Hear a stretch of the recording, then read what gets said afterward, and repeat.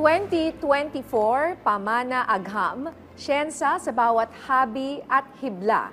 Pag-uusapan natin kasama si Maria Christine Joyce Larga, Project Technical Assistant at Strategic Communications and Creatives Head ng Department of Science and Technology, NCR. Magandang tanghali po, ma'am.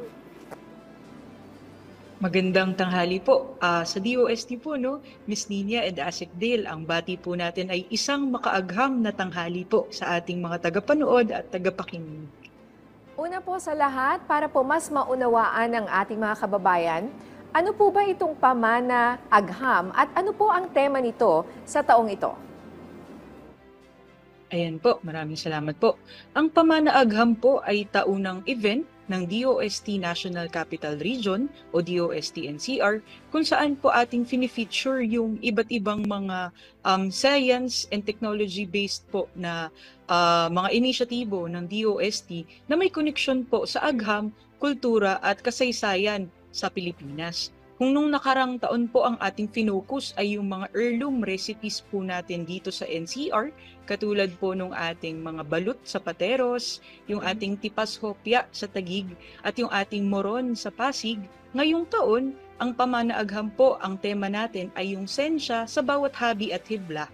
Ayan po. Gaganapin po ito ngayong ika-29 at 28 at 29 ng Agosto sa Intramuros, Manila. Ma'am, ano po yung kahalagahan at layunin ninyo sa paglulunsad ng Pamana Agham? At ano din po ang kahalagahan ng pagsasama-sama ng siyensya, sining at kultura sa industriya ng tela? Ayun po. Alingid po sa kaalaman ng ating mga kapwa Pilipino po, no? Hindi lang po sa rehiyon sa Ilocos o di kaya sa Mindanao meron tayo mga habi. Dito rin po sa NCR, isa rin po ito sa mga sektor na gusto natin pong matulungan. Kasama din po ng ating kampanya na inilunsad ng DOST NCR, yung tinatawag po nating Science Beyond Borders, no? Gusto po natin matap din yung sektor ng textile para mabigyan po sila ng tulong po, no? Para mas lalo pa po natin mailapit, lalong-lalo na doon sa mga makabagong henerasyon, yung kultura at sining ng paghahabi. Sa Pamana Agham po, gusto po natin ipakilala at palakasin, no, lalong-lalo na doon sa mga makabagong henerasyon na ang agham at teknolohiya po ay hindi natin mahihiwalay sa kultura at kasaysayan natin. Okay. Sino-sino po ang mga kasama ninyo sa pagbuo at paglulunsad nito? At paano po makikilahok ang ating mga kababayan dito po sa inyong event? Ayan po. Katuwang po natin sa ating event po na ito, yung Intramuros Administration. Nandyan din po si Department of Tourism, no? Kasama din po natin yung ating mga partners, katulad po ni na Partnerships for Sustainability Education. At nandyan din po yung kapatid natin mula sa DOST na si Philippine Textile Research Institute po o DOST-PTRI. Yung ating pong mga manonood ay pwede pong makisama sa ating selebrasyon, no? Sa August 28 to 29 po, maaari po silang pumunta sa Intramuros at makibahagi po doon sa iba't iba nating mga aktibidad.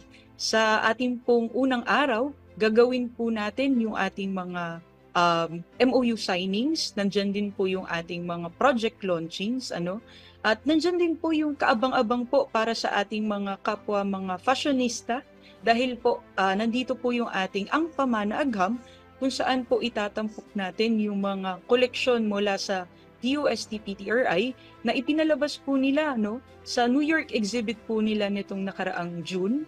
And kasama din po natin na mai-showcase, no, yung mga likhang sining po ng ating partners na Igorot Weaver po na si Miss Rose Ann Wangdali. And kasama din po natin yung ating New York-based Filipino-American designer po na si Mr. Romel Rico.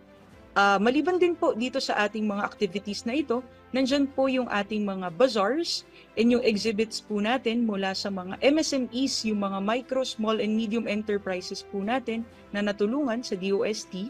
And nandyan din po yung ating mga community partners na natulungan. Hindi rin po pwedeng mawala yung ating mga likang sining na ginawa po ng ating mga persons deprived of liberty mula sa iba't ibang BJMP dorms dito sa NCR. And gusto lang din po namin banggitin na ito pong mga paintings na ito ay ating i-auction, and yung mga proceeds po na matatanggap natin dito ay directly mapupunta po sa ating mga PDLs at sa kanilang mga pamilya. Maliban din po sa mga activities na ito, nandyan pa po yung ating mga forum and workshops po para po mas lalo pa nating mapakilala at mapalakas yung industriya po ng textile dito sa Pilipinas, lalong-lalo na po sa NCR. Okay. Nako, mabuhay ang likhang Pinoy.